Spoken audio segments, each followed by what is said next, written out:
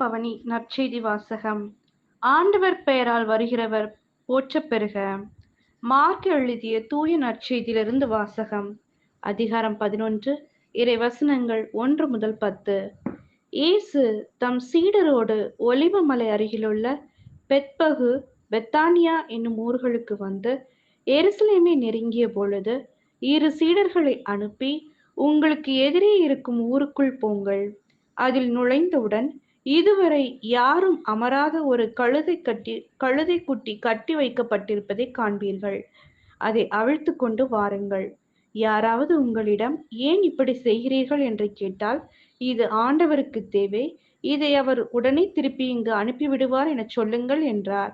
அவர்கள் சென்று ஒரு வீட்டு வாயிலுக்கு வெளியே தெருவில் ஒரு கழுதை குட்டியை கட்டி வைத்திருப்பதைக் கண்டு அதை அவிழ்த்து கொண்டிருக்கையில், அங்கே நின்று கொண்டிருந்த சிலர் அவர்களிடம், என்ன செய்கிறீர்கள்?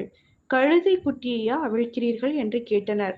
அவர்கள் இயேசு தங்களுக்கு கூறியபடியே சொல்ல, அங்கு நின்றவர்களும் போகவிட்டனர். பிறகு அக்கழுதை குட்டியை இயேசுவிடம் கொண்டு வந்து அதன் மேல் தங்கள் மேலுடைகளை போட அவர் அதன் மீது அமர்ந்தார். பலர் தங்கள் மேலுடைகளையும் வேறு சிலர் வயல்வெளிகளில் வெட்டிய இலைத்தலைகளையும் வழியில் பரப்பினர்.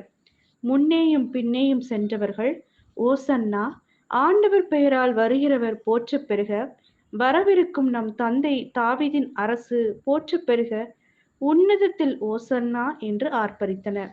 இது ஆண்டவரின் அருள்வாக்கு. இறைவா உமக்கு நன்றி.